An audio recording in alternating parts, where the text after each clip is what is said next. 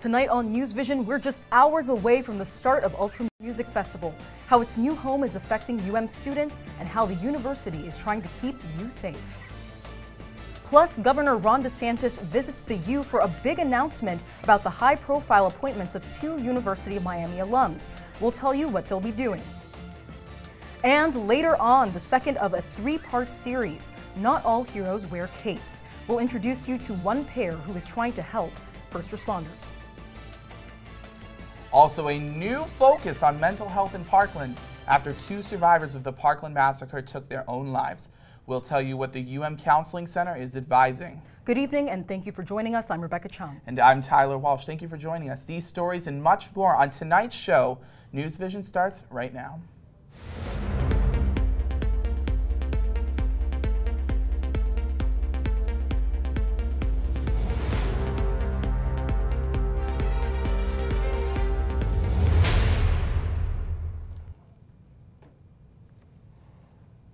It's the weekend many of you have been waiting for. Ultra is here, but the music festival's new location is proving to be a challenge for some UM students.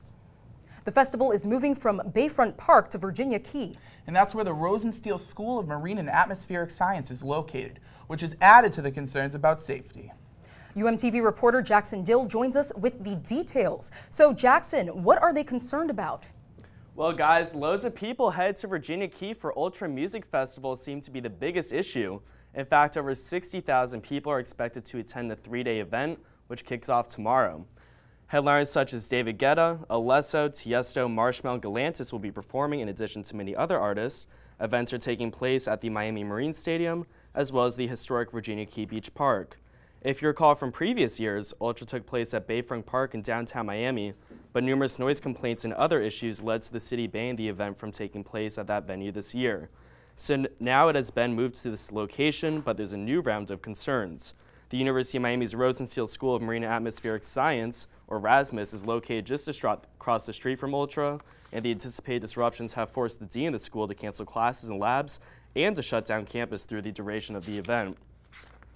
Dean Avisar issued the following statement, quote, "Rasmus is aware of the large crowds expected for the Ultra concert. After careful consideration, it was decided the school's Virginia Key campus will close from noon on Friday, March 29th until 6 a.m. Monday, April 1st. Support staff will be on hand to maintain critical functions such as animal care responsibilities and research processes that cannot be interrupted," end quote. There's also the concern for marine life. There are many kinds of sea creatures at Rasmus, so the very loud noise might disturb them. The creatures in the surrounding water may also migrate away because of the many sounds. Traffic will also be a big issue this weekend thanks to the thousands of concertgoers flocking to the island. If you're not familiar with Virginia Key, there's only one road to get to there, the Rickenbacker Causeway.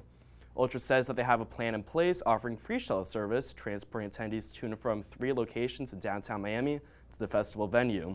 Or if you're willing to pay $150, there will be a ferry service. Attendees will not be allowed to drive their car, but the ride-sharing services such as Uber and Lyft will be allowed to drop off people to the venue. We'll just have to see how this event plays out this weekend at its new location. Now we're going to go over to Dave, and he has a first look at the forecast. Dave, how's it going to be at Ultra this weekend? Thanks, Jackson. Of course, this event's going to go on rain or shine, but of course, it's also going to be nice if it's sunny out there. Just like last year, it's going to be pretty nice this year as well. Best chance for showers is going to be tomorrow night, Friday evening. Just that slight 20–30% chance of a shower. Saturday should stay dry. It's going to be breezy like it was today. We're going to top out with a high around 80.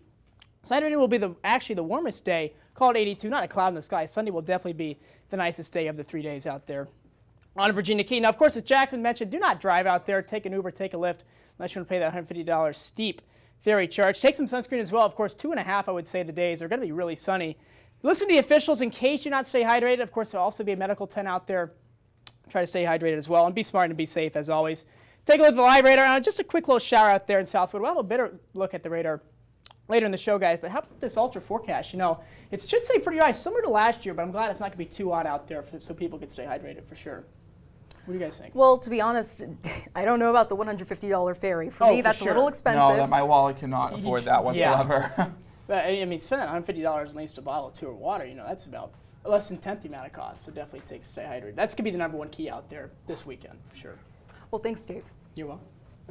And Governor Ron DeSantis announced yesterday that he will appoint 2 University of Miami alumna to be circuit court judges. Our reporter Madison Brown is live at the Kislak Center of the UM's Richter Library, where DeSantis made his announcement. Madison, what did the governor have to say?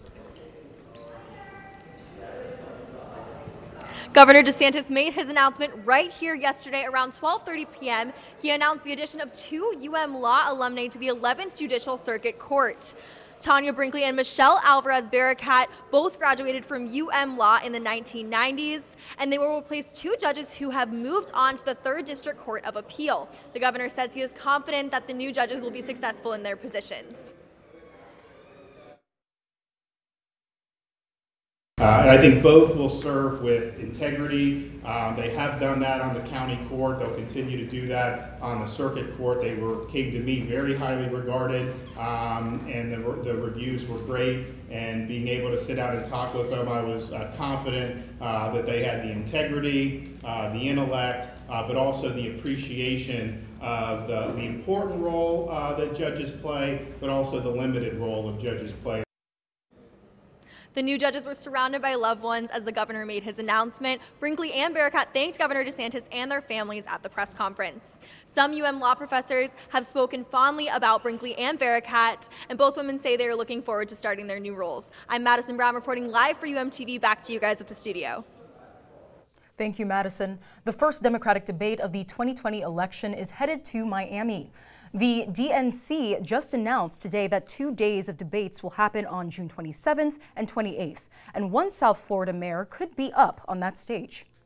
And when you look at what we're doing in the city of Miramar in terms of bringing high-wage jobs to America, taking jobs away from China, we're actually taking head-on issues in terms of gun control, issues in terms of our environment. That's Miramar Mayor Wayne Messam. He announced his candidacy for the Democratic presidential nomination this morning. He joins a crowded field of more than 12 Democratic candidates. Models for the first ever Gender Chill fashion show on the Coral Gables campus took the runway last night in celebration of queer identities and expression. The show was hosted by UM's LGBTQ organization for grad students called Grad Out and featured performances as well as a runway show. One organizer for the event says Gender Chill is meant to highlight non-gender conforming designs to break stereotypes. Clothing does not need to be gender specific. I think one of the things we see a lot of times is that it is determined that it is either male or female, that what you're wearing is male or female. And what we're trying to do is break that stereotype. We're trying to show that it can be non-binary. UM's LGBTQ Student Center, Outlaw, Spectrum, and the Greek Ally Unity also took part in coordinating the show. Gender Chill's team members say they were very pleased to see a full house at this first show and expect to plan more in the future. Over the past couple of weeks, 2 survivors of last year's shooting massacre in Marjorie Stoneman Douglas High School in Parkland, Florida, have taken their own lives following their struggle with depression and PTSD.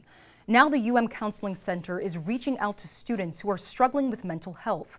We spoke with one of the counselors about the rise in suicide deaths related to post-traumatic events.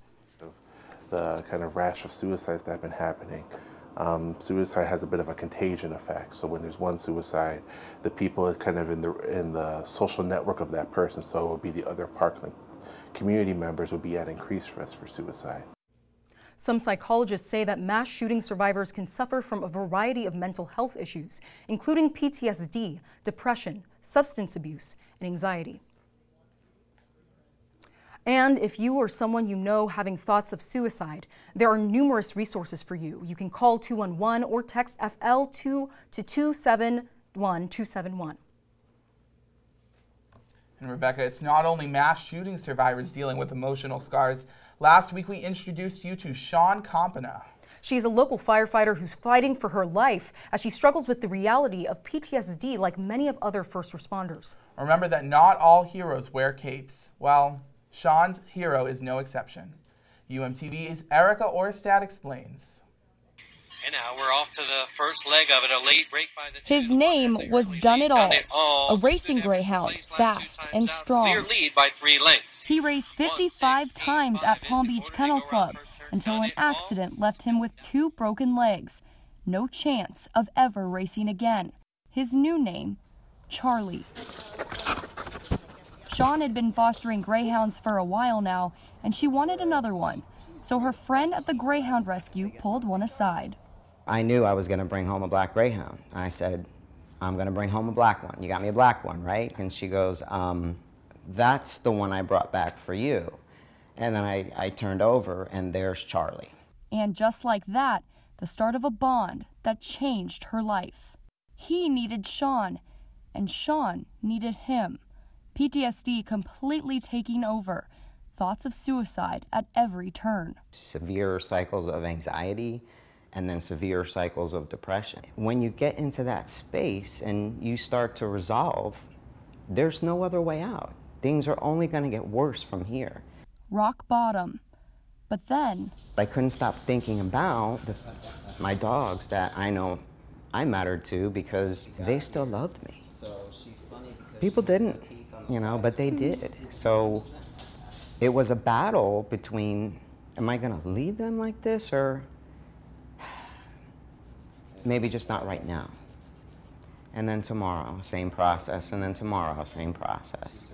And all of a sudden, something good happened. Charlie happened. We just connected on a level that I couldn't with a person. Understanding what people couldn't see. Mr. Soulful would just get on the couch with me, you know, look up into my eyes with those gorgeous eyes. And it's when I started to realize, well, you know, he's helping me a lot. You know, he's in tune with me. More in tune with Sean than anything or anyone. We just kind of become inseparable. There's just something about him. While all of my dogs are amazing, Charlie's a little bit different. All of a sudden, life isn't about anxiety and sadness, but love. We depend on each other. And because of the bond that we have, it's a bond of 100% love and trust. That bond grew even stronger when she had Charlie trained as a service dog. And now, he's her official sidekick. A hero fit for a hero. I used to make fun of people like me, you know, that think that dogs are their kids. Oh, look at these morons, really? Now I'm one of those morons, you know. I tell people all the time, if it wasn't for my dogs, I wouldn't be here today. Saved from herself, Sean says she's been free from thoughts of suicide for over a year. And Charlie is her lifeline. That's my best friend. You know, and that's a best friend that can stop an anxiety attack, you know. Not a lot of best friends can do that for each other. It's the unconditional love, you know. It's the non-judgment. That was Erica Orstad reporting. Next week, Erica joins us with the third and last part of this report, focusing on how the pair is helping first responders anywhere. Don't miss it right here on NewsVision. You know, Rebecca, it's just amazing to see how stories like Sean, where she starts off and not in the best place, they're just able to triumph. It's just such a magical thing. And I'm sure next week's story will be just as promising. And still ahead on the show, one viral challenge is helping the environment. We'll tell you how when we return. Plus, one UM class is teaching students to go green, the project they are working on, and how you can sign up. Stay with us. NewsVision is coming right back.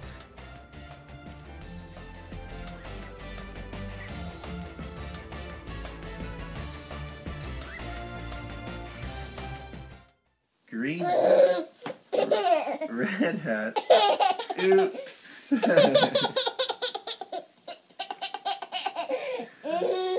Red shirt, blue shirt, yellow shirt, oops. Yellow pants, red pants, green pants, oops.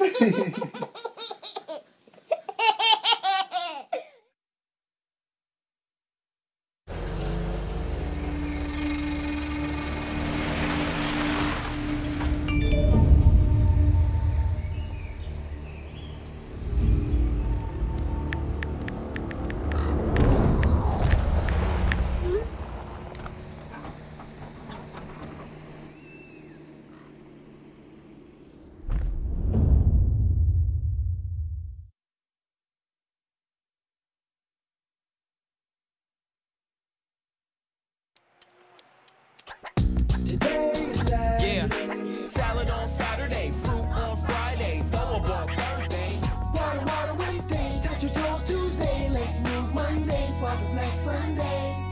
60 minutes of physical activity a day and eating well can help get your child healthy. So keep them active and eating well every day. Get ideas, get involved, get going at letsmove.gov. That's letsmove.gov.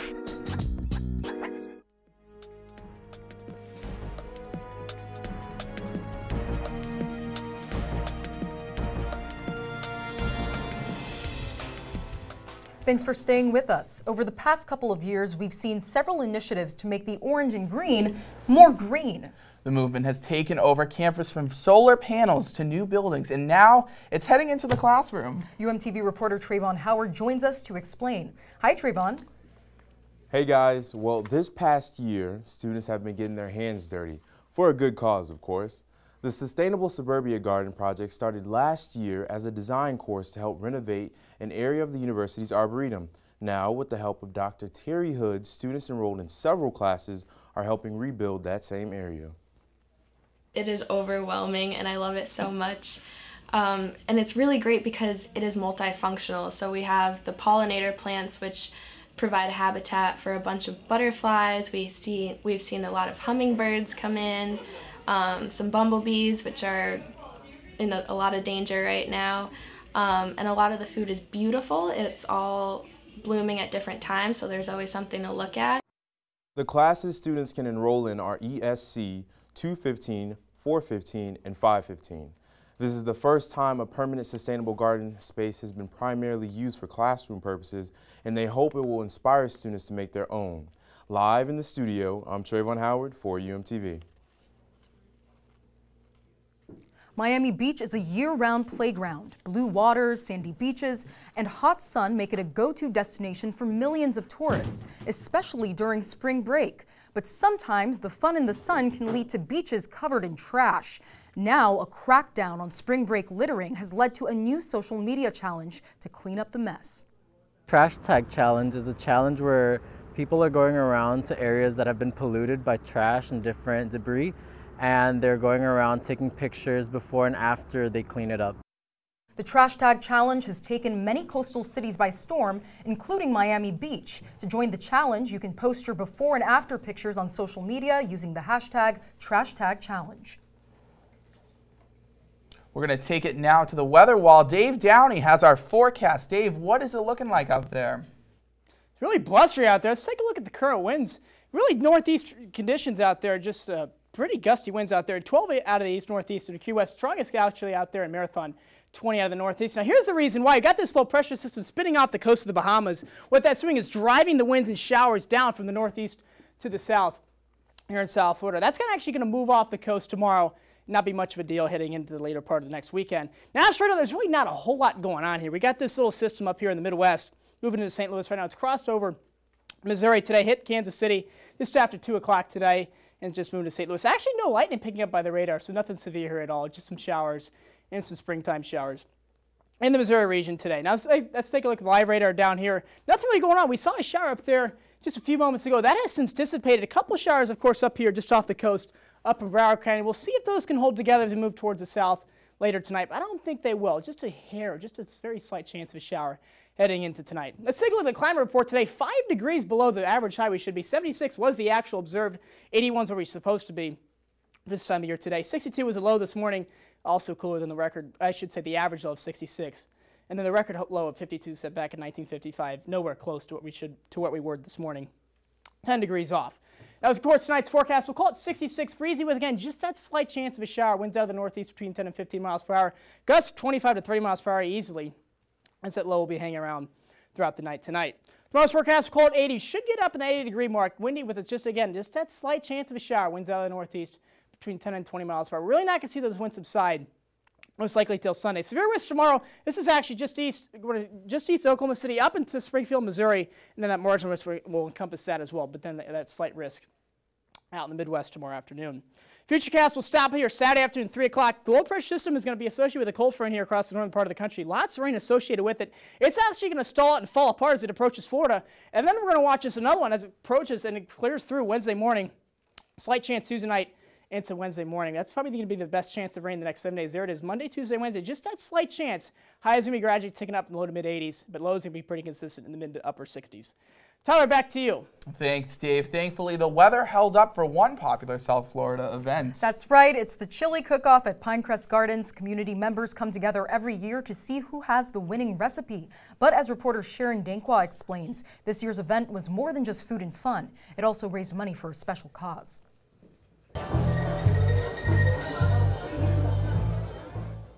South Florida residents and cooks grab their aprons and bring their taste buds to Pinecrest Gardens for a 7th annual Chili Cook-Off. But not all residents come for the chili. Linda Peterson, part owner of Peterson's Harley-Davidson South, along with her husband Drew, set up tents at the event and came this year for the kids. It's time to stand up for our children. Enough is enough. No child should go without food. And I'm not gonna quit until I win. And we're gonna win for these kids. This issue has become a passion for Linda as she and her friends and sisters look back on the struggles they faced in this same community. My mom raised 5 of us by herself, 4 girls. We stood in welfare lines. We got the food stamps. We were so mean, we were embarrassed that we would even take a food stamp. And now we're realizing, wow, these are the kids that we were. The Harley-Davidson Peterson's Foundation is sponsoring this event to raise money for the homeless children in South Florida. They even handed out bead necklaces for the little kids at the Chili Cook-Off. Residents paid $5 to attend this event and received tickets to cast their votes for their winning recipe. And all proceeds go towards feeding homeless children. I started doing chili contests about 13 years ago, and I just love it. We started doing this only about 5 years ago, my husband Tom and I, just for fun. Most participants register for fun, but Anthony Hunter is ready to win. I won last year, so I'm just here to defend my title, just let them know. The event also consisted of live music,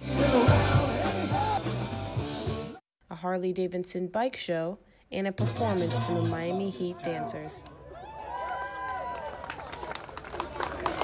According to the U.S. Department of Housing and Urban Development, homelessness experienced by families with children decreased 3.1% statewide since 2017. The Pinecrest Chili Cook-Off will be held around the same time next year to crown a new winner.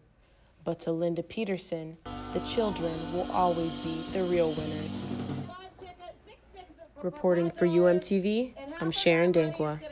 Who wins, the other half is going. I actually visited our floor manager, Josh White, a couple weeks ago in New York. Took me to this amazing chili dog place, Julio's in New York. It was excellent. I may have to check this out, though. It may top it. Oh, wow. I mean, I love chili. It's my favorite. I definitely have to go check out the Chili Cook-Off next year. And still ahead on NewsVision, the Lady Cane season comes to a heartbreaking end. We will take you to Hard Rock Stadium. It's not for a Hurricanes football game, though. It's for the Miami Open. Sports anchor Grace Smith is up next. And don't forget to join us for the taping of an all-new episode of our late-night comedy show, Off the Wire, tonight. Nickelodeon star Carson Rowland is the guest of honor. It all gets started at 8 o'clock in Studio C. We hope to see you there. NewsVision will be right back. We left this bag unattended in the dining hall and set up hidden cameras to see what would happen.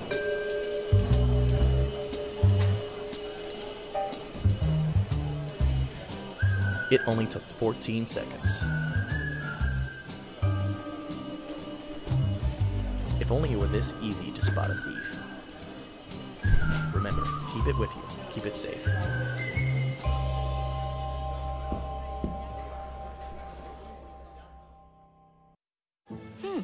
Maybe you can make retirement happen. After all, you made this vacation happen. Double points with every purchase? Cleverly merging promotions. I love it. Cross-referencing travel sites. And booking all your flights with those... Vouchers. I got us bumped. They were like, oh. But now they're like... Aloha. You aced this vacation. Now get the tips you need to get on track at aceyourretirement.org. We left these two phones unattended in the wellness center and set up hidden cameras to see what would happen.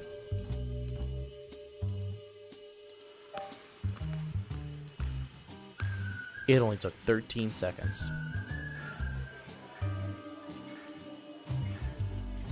If only it were this easy to spot a thief. Remember to lock before you lift.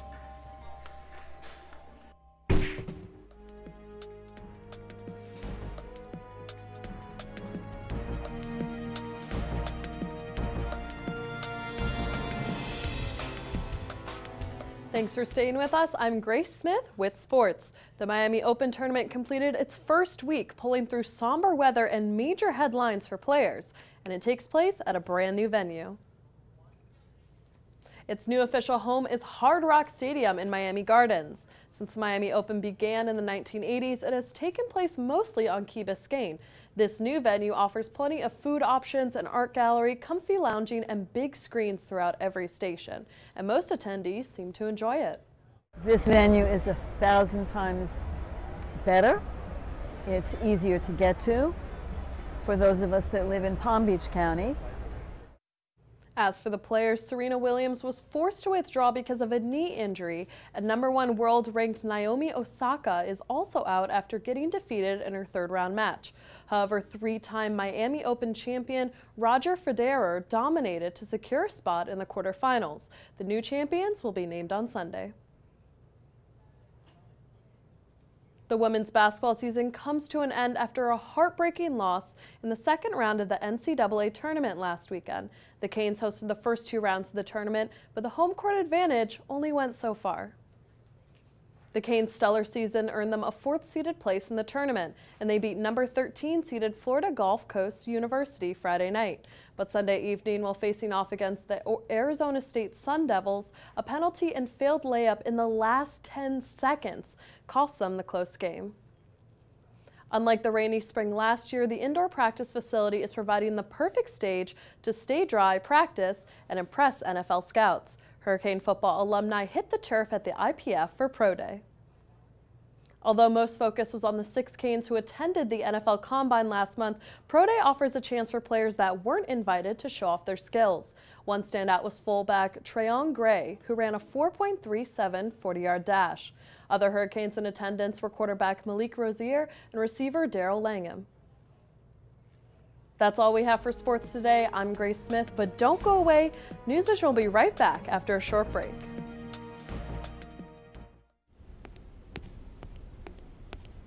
There. Can I tell you a cat joke? Just kidding. Why did the girl ask the mushroom to dance? Because he was a fun guy. What do you call a pig that knows karate? Pork chop. Why was the basketball court all wet? Why? Because the players kept dribbling all over it. Can I tell you another one? So how does a tissue dance? Put a little boogie on it. What's Beethoven's favorite fruit? Banana. What is a boxer's favorite drink? Fruit punch.